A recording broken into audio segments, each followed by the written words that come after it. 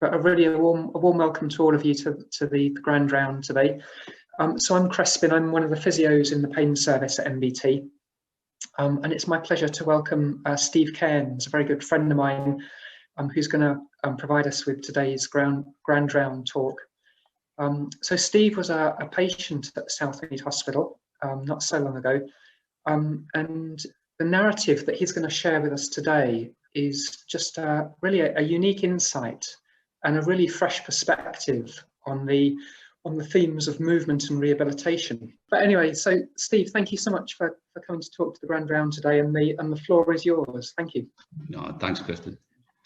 Well, today's talk is ultimately going to be about neuro rehabilitation, or rather restoring movement skills in brain injury patients, and how a movement pattern approach led one of Southmead's resident neurosurgeons to describe the results as amazing and contrary to conventional wisdom. I'm going to use my own personal story to show how this approach came to be, and I'll also take you through a case study of how it's currently being successfully applied remotely via video technology to rehab a patient in the US, one for whom 3.5 years of prior conventional methods had proved ineffective. First of all, I'd like to set out a couple of baselines with reference to neuro rehabilitation and also explain the term movement patterns. In October of last year, I attended and presented at the World Congress for Neuro Rehabilitation. And on each day of the Congress, there was a headline presentation from the World Federation. And I'd like to include some of their material here from their Relearning to Walk presentation. I'd like to show you a graph that was used to represent recovery in brain injury patients. I'll just share my screen now. Hopefully everyone can see that. Is that up there? The graph's a little anecdotal, but it's quite clear in what it's conveying, and it's quite useful. What is abundantly clear is that after steady progress in the first 3 months, improvement in function tails off. In fact, it was the WF's accepted and advocated premise that after 6 months, no further significant improvement is possible.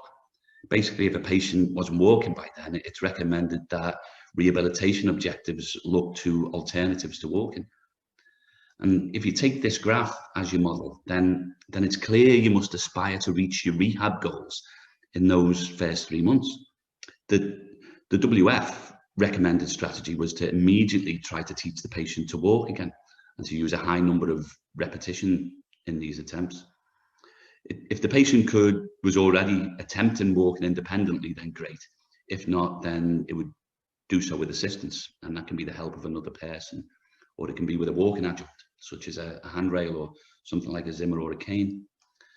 Now, this model has pretty significant implications when you bear in mind that there's over 800,000 people in the UK alone that are living with disabilities as a result of stroke. And these numbers are something like over 3 million in the US. And so worldwide, the figures are going to be enormous. So the implications of this golden 3 months and then a forever barren period that follows after 6 makes for pretty grim reading. So with those rather foreboding goalposts set out, I'd like to explain the term movement patterns. When you look at humans with respect to movement, we are both hardware and software. The hardware is all of the physical working parts of your body, and your brain and central nervous system are the software that controls it.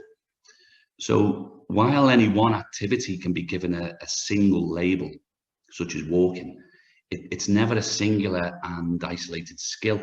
It's a pattern. It's a combination of hardware and software.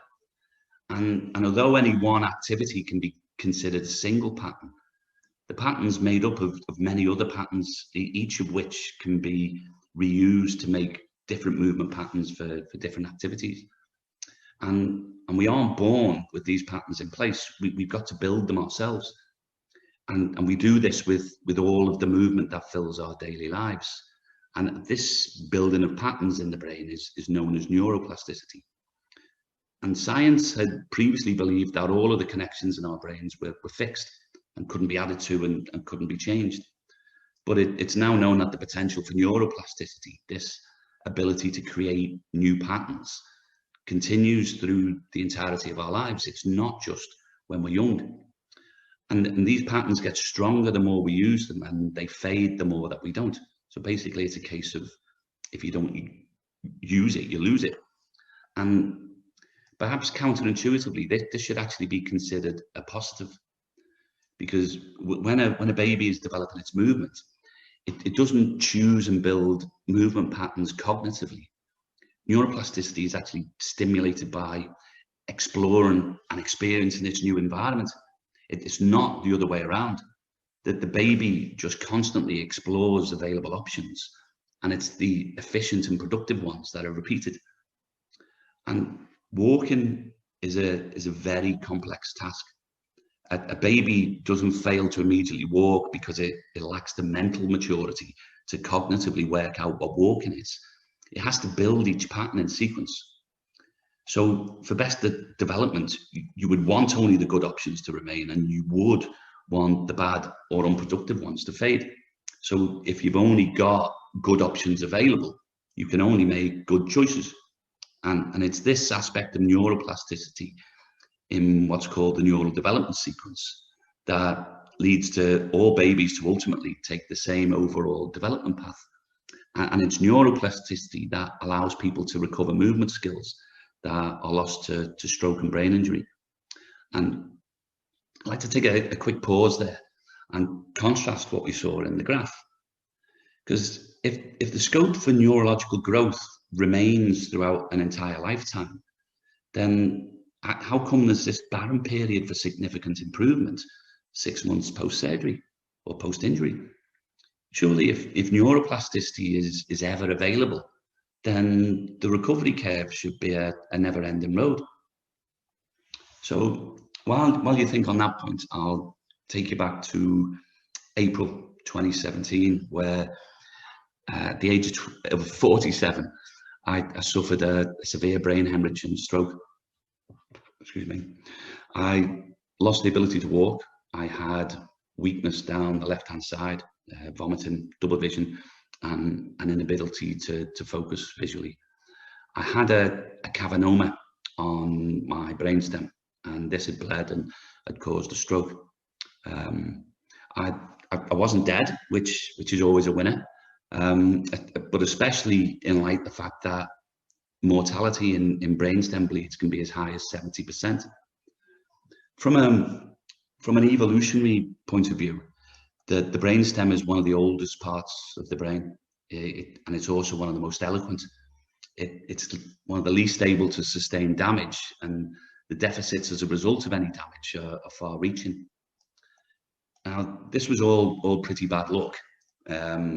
However, what was lucky, and lucky almost to the point that it seemed like predetermination, was that the previous 20 years of my life were such perfect preparation for that moment that I was able to look after and manage my own recovery, and to do so to the extent of producing results that most specialists in this area would consider as exceeding the art of the possible. And this is what my story is about.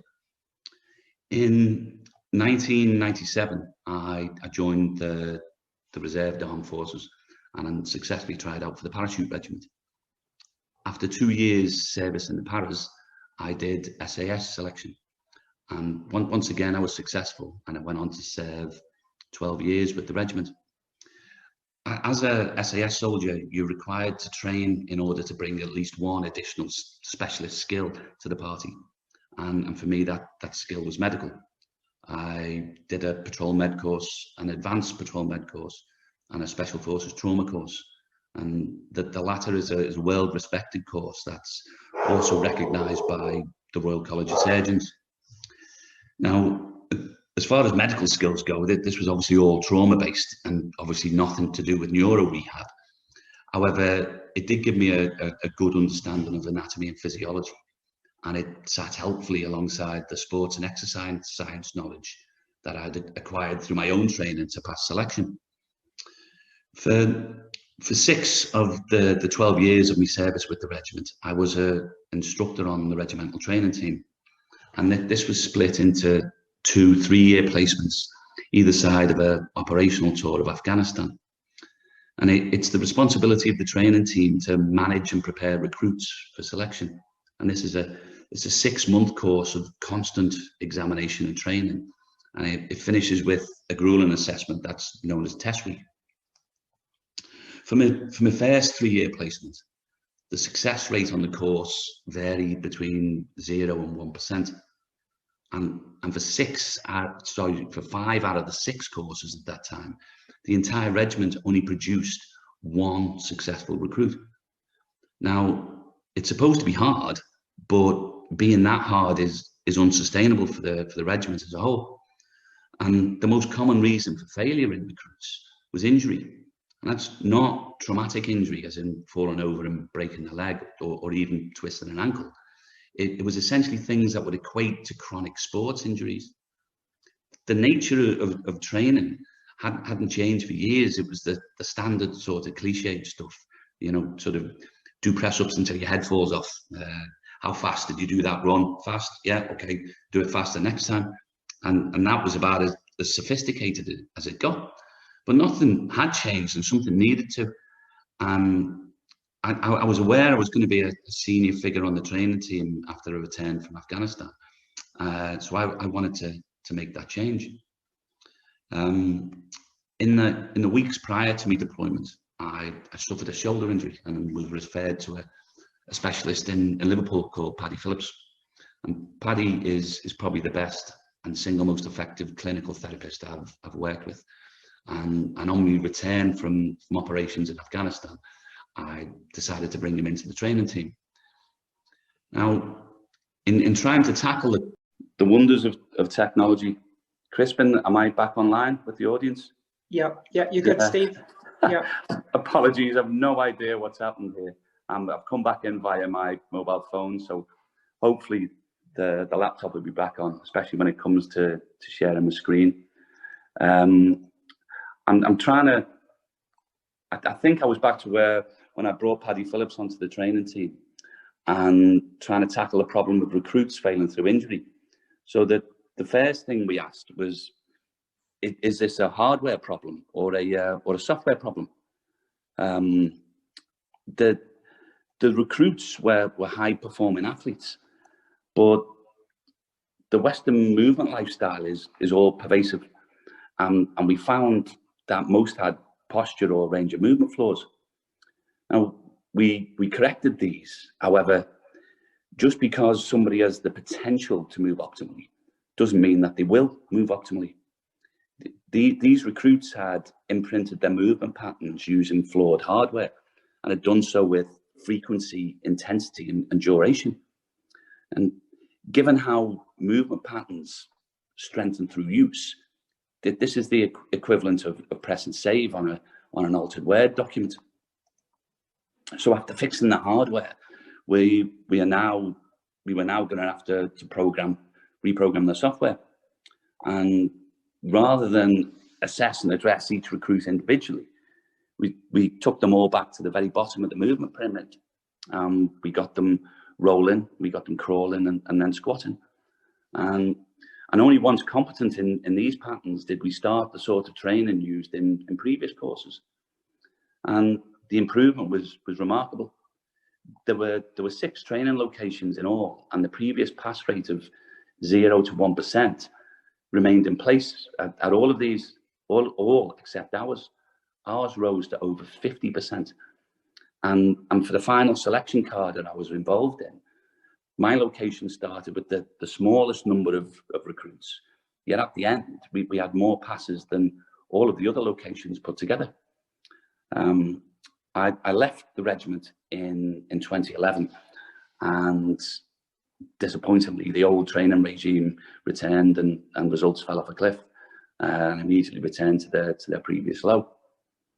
So I continued my own training and research after leaving the regiment, and this included acquiring some functional movement certifications over in the US.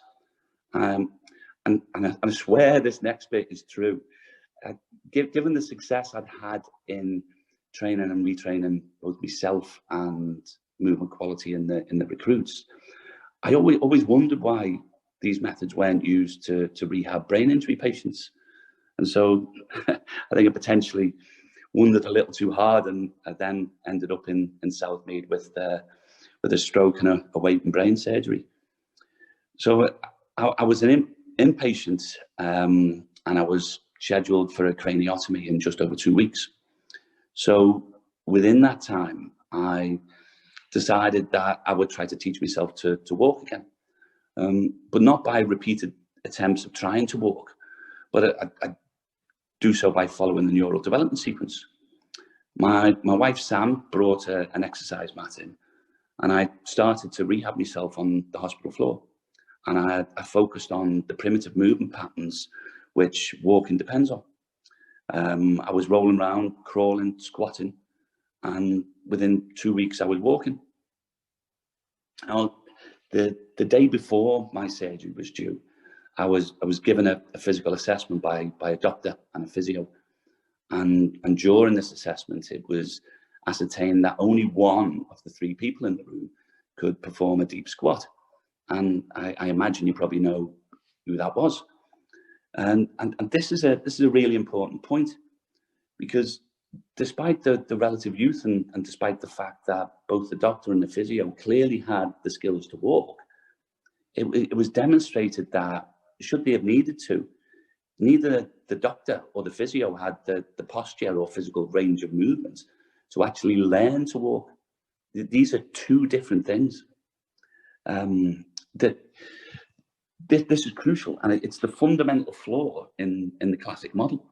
Both the doctor and the physio would have considered themselves to be physically fit, but this is overwhelmingly not the case with the average stroke patient, who's typically going to be over 50 and typically not going to be physically fit.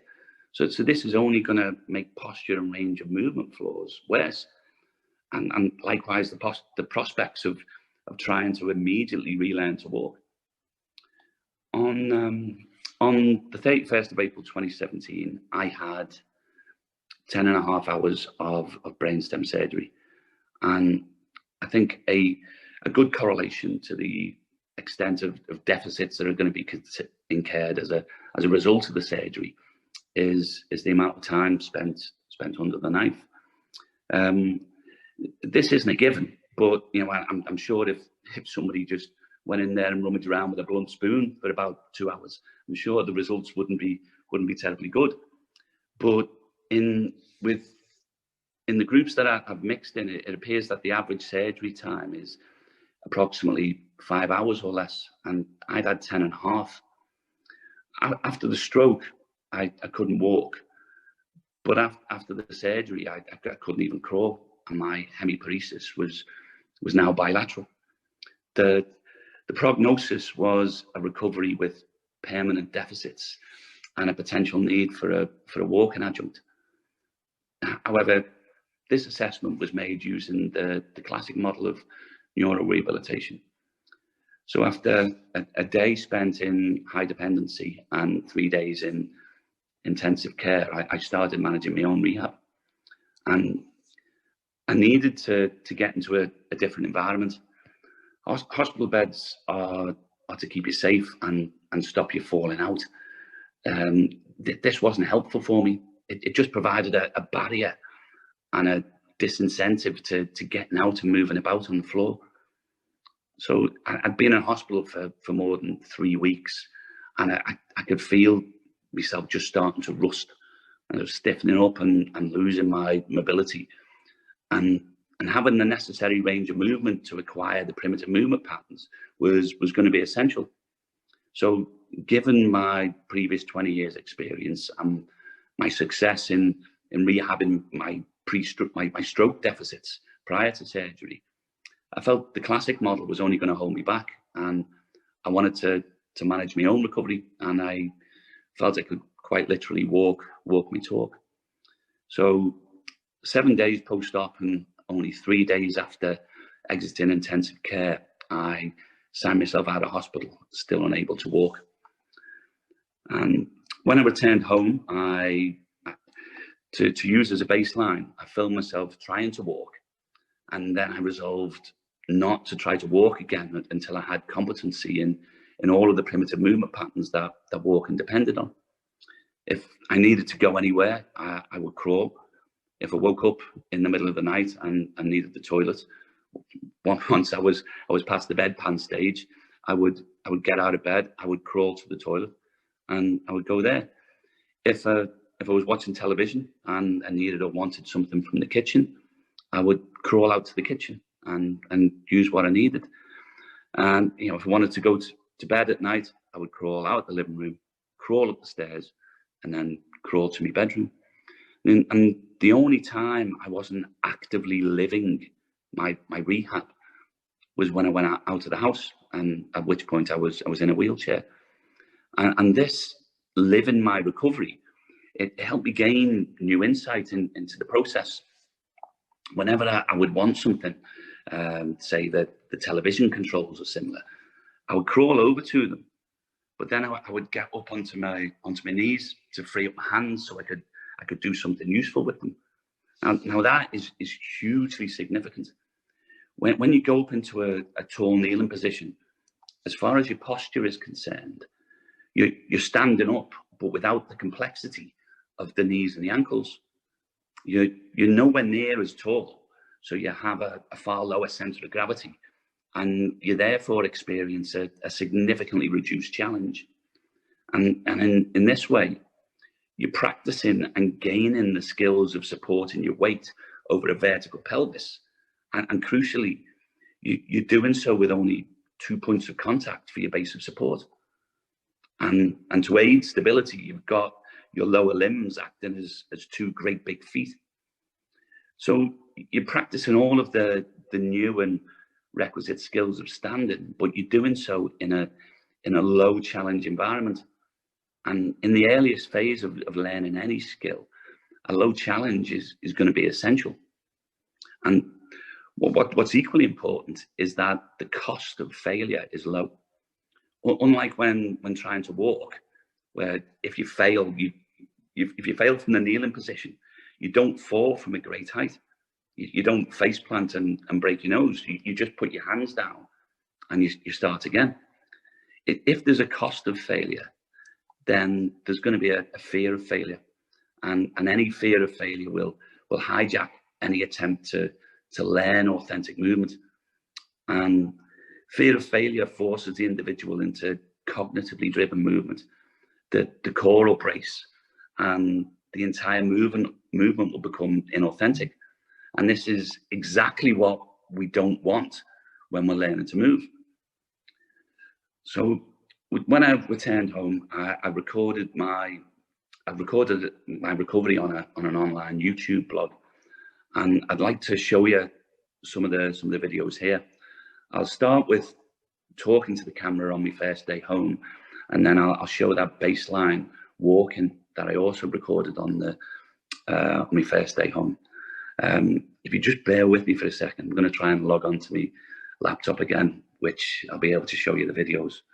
Just to return to it, this is me talking to the camera after my first day back after stroke and surgery, and then the video after it will be me trying to walk on that day, which will have been the last time I tried to walk before trying to regain my skills authentically. My name's Steve. I had a brain hemorrhage just on 3 weeks ago, or 3 weeks ago yesterday. I had a cavernoma, which is a venous, very vascular malformation. It was on my brainstem.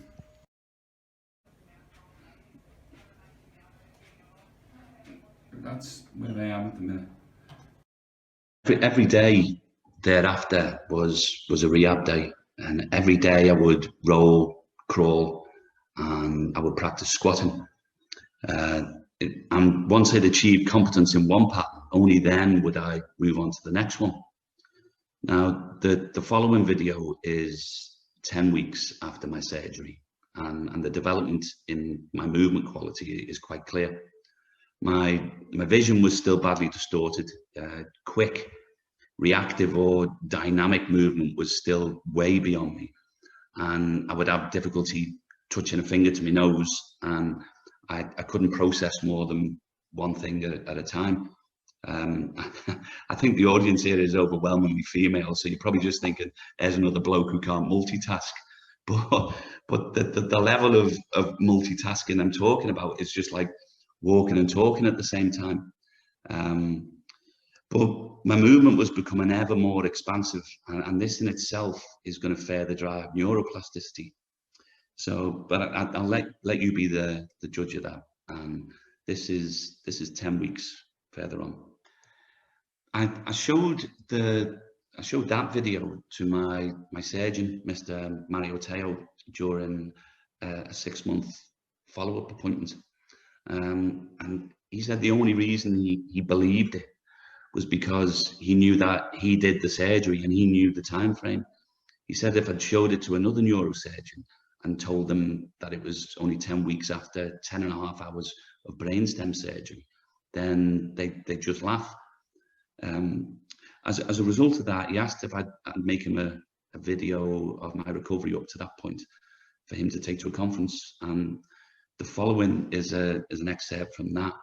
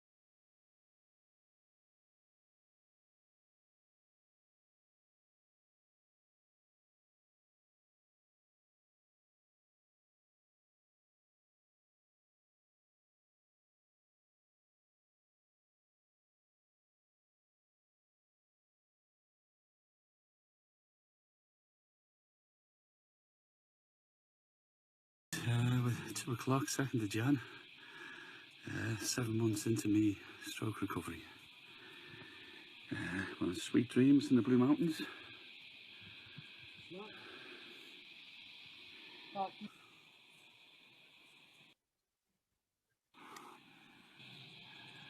There's the landscape through this little crack that I'm wedged in.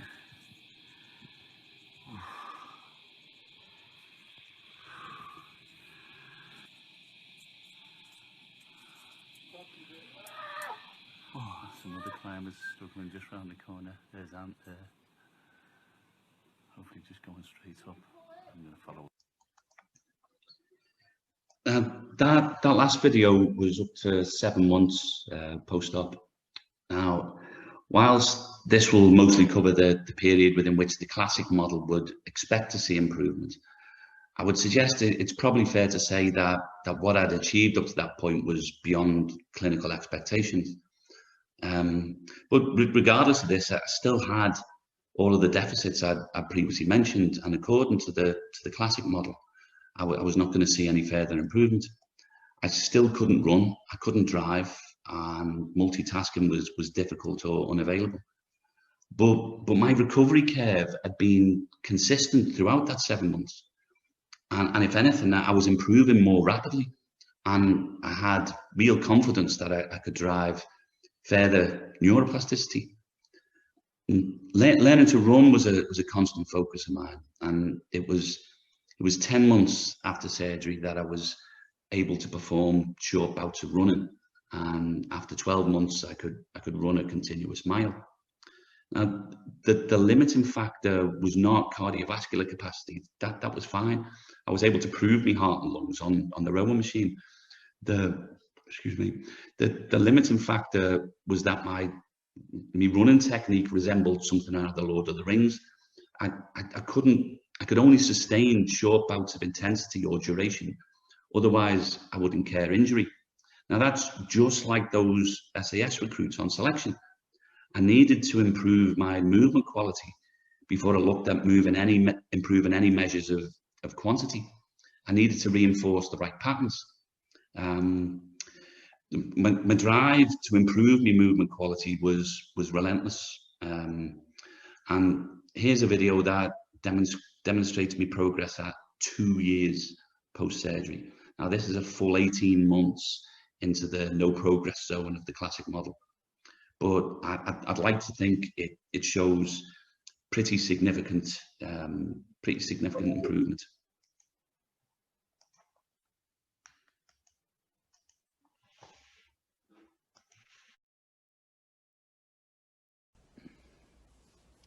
How you doing? It is, I think it's the 3rd of June, 2019, basically 2 years after my stroke and surgery on my brainstem. Little demonstration of what's possible on with respect to recovery. The stroke robbed me of the ability to walk. The surgery robbed me of the ability to even crawl, so I had to build my movement skills back up from the very bottom. It was anticipated there was every chance that up to 3 years after my surgery I'd still be using a walker or a Zimmer frame. But anyway, here's the results of what I've been doing.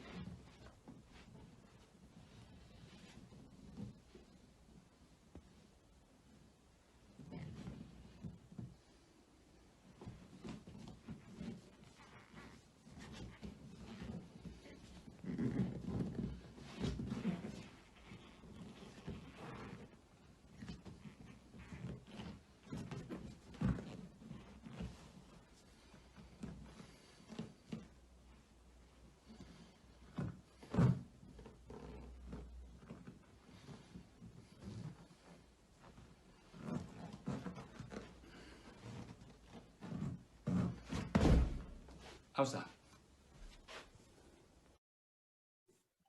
Now, these are all pretty significant gains, and today, which is almost 4 years post-surgery, I'm still making improvements, and often significant ones. But the accepted model is that no significant improvement is possible after 6 months, and that the patient should be focusing on coping strategies. So why do stroke outcomes in these other cases have such a limited prognosis? I don't have any magic genes. I've never been the most physically talented in any of my peer groups, and I've never been the most skillful. And whilst I'm proud of my physical accomplishments, they've all been the result of hard work and dedication. And yes, this is something which, you know, could be considered worthy of credit, but it's something that's open to all. Hard work is not the preserve of the talented. It's often quite the opposite. And hopefully I can dispel any magic gene theory by taking you through a case study of a patient in the US who have been rehabbing remotely using video technology. I'll read here from her medical notes prior to me working with her. Her name's Chelsea, and she was hospitalized on the 12th of July in 2016. And this was following a hemorrhage from a pontine brainstem carcinoma. She underwent successful brainstem surgery, and her post-surgery deficits were severe ataxia, which is a lack of control of the limbs. She was unable to walk or crawl. She had nystagmus and distorted vision, and she had problems with speech. She couldn't touch a finger to her nose or accurately form an opposable thumb and finger on either hand.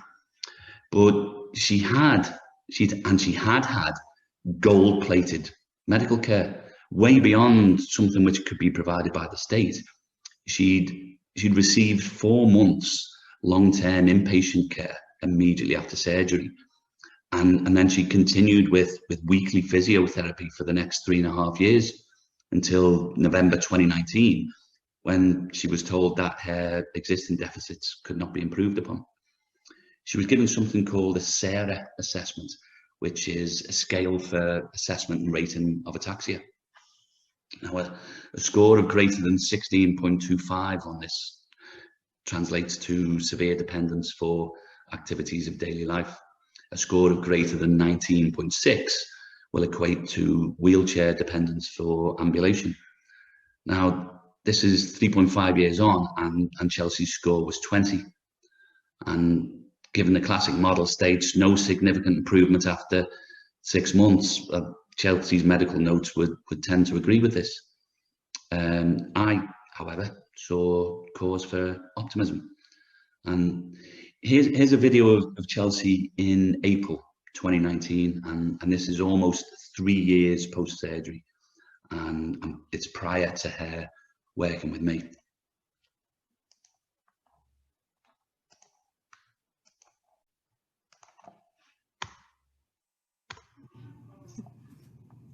Oh snap. Wait, nothing? I'm so pushing.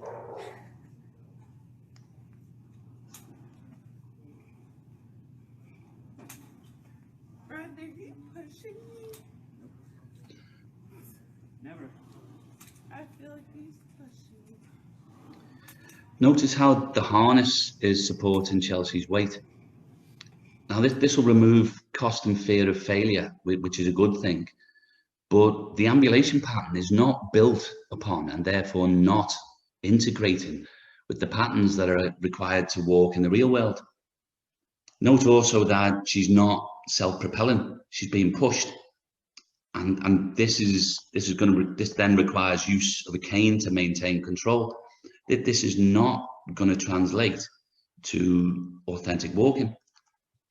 I started working with Chelsea in earnest in March of 2020, and our rehab sessions were carried out over Zoom, still are.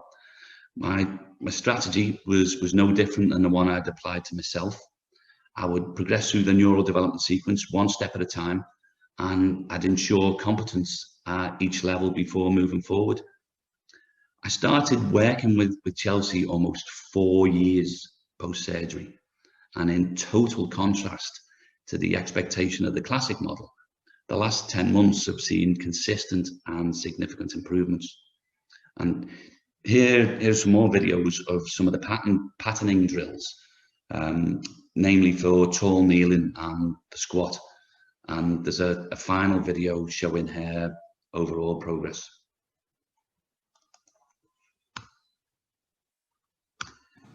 You notice here how useful the tall kneeling posture is, and how from the knees up it's identical to standing. You can see Chelsea's ataxia and her inability to control her limbs.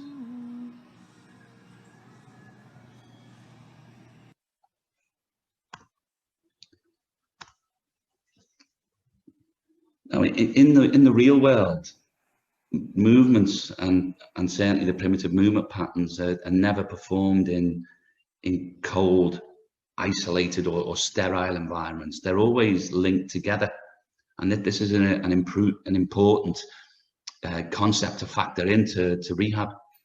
You'll notice there that Chelsea started supine, and then she used a rolling pattern, then a crawling pattern, and she's now going into a forward half kneeling pattern to facilitate transfer into the squat.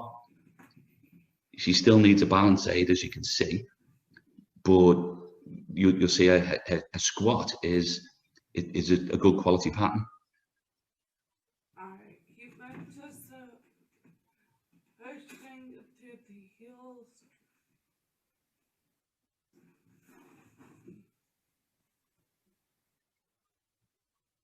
And all of this is going to drive neuroplasticity, and that will drive improvement as well.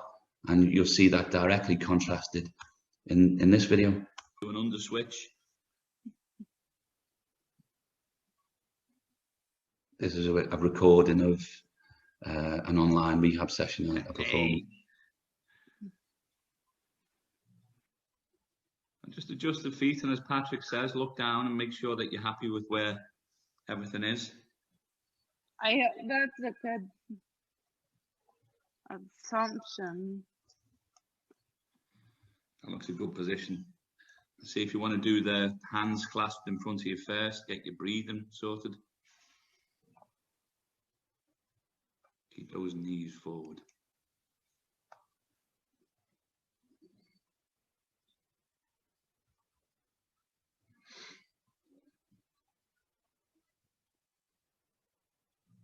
Oh, wow. Best I've seen by a country mile. Now, those knees have got to bend first on the way down. Break at the knees before you, that's it.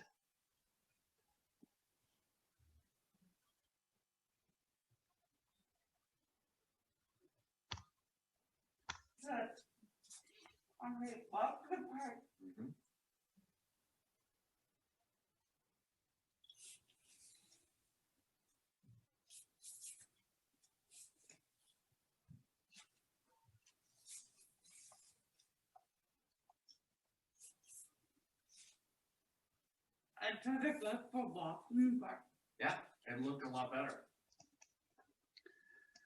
So to summarize, I'd like to finish with the contrast of the two models and why I believe the classic model is founded on limiting beliefs. The biomechanical principles behind authentic movement patterns are consistent regardless of whether or not the subject's trying to acquire absent patterns or improve quality and performance in existing movement. New movement skills are the result of first establishing the most primitive pattern and layering subsequent primitive patterns on top, and then culminating in a complex skill. Movement rehabilitation using the classic model frequently has poor outcomes because the first aspirant skill attempted is walking. This is the equivalent to trying to construct a 10-story building and starting with the 8th floor. If significant fear and cost of failure present when trying to meet a movement objective, then the resultant cognitive intent and the neuroplastic outcome is just to survive the movement rather than learn it. A failure of the classic model is that it always addresses the situation as purely a software problem. Yes, a neurological injury is a software injury, but the barrier to recovery is both a hardware and a software problem. And you can't learn or exhibit a physical skill in a range of movement that doesn't exist, or in one that isn't available. If someone has physically lost this posture or range of movement, then simply trying to walk isn't going to restore it. That's putting the horse before the cart. The neural development sequence has already been successful with every single able-bodied planet, every single able-bodied person on the planet, and everyone listening in today. For the brain injury patient to acquire an authentic walking pattern, the therapist must first ensure that sufficient mobility exists. And then, rather than immediately attempting to relearn walking, the subject should learn the skills that walking depends on. And he or she should do so in a low challenge environment and in one that limits both fear and cost of failure. And if this approach is taken, then there doesn't have to be this glass ceiling at 6 months. And I'd like to think that the two case study examples that are presented here are fairly compelling evidence of that. However, I would welcome questions, and thanks everyone for listening, and apologies for the technical flaws mid-presentation. So any questions, far away, please. Daniela, you're on mute. Yeah, so it is absolutely impressive. My question is, do you plan to do a study to assess more variables: duration since injury, age, previous fitness, and so on and so on, because I think it will be a fascinating study, and you need to convince.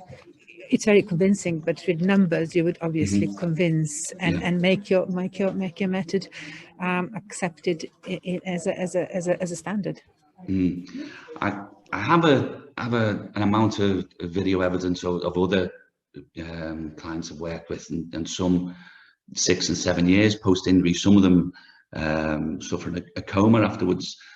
A study would be marvellous, and as with all studies, it would cry out for budget. So I would love to. That's a great idea, and I would like to. I think there will be lots of funding bodies who would be impressed by this data, and I'm sure they will be happy to fund. Well, if anybody listening in has got any advice or any knowledge or contacts on anything like that, I'd love to hear it, and I'd be all ears. Thank you, Dana.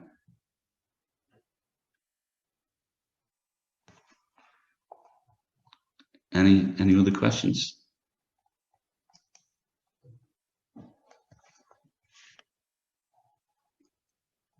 Well, if anyone would like either any follow-up on that, any further information, potentially any of the videos, etc., just leave your contact details in the chat.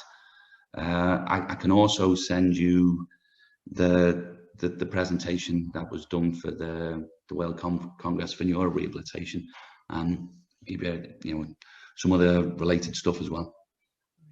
So thanks ever so much for listening in, and I say once again, if anyone if anyone does have any last minute questions, please fire. But Crispin?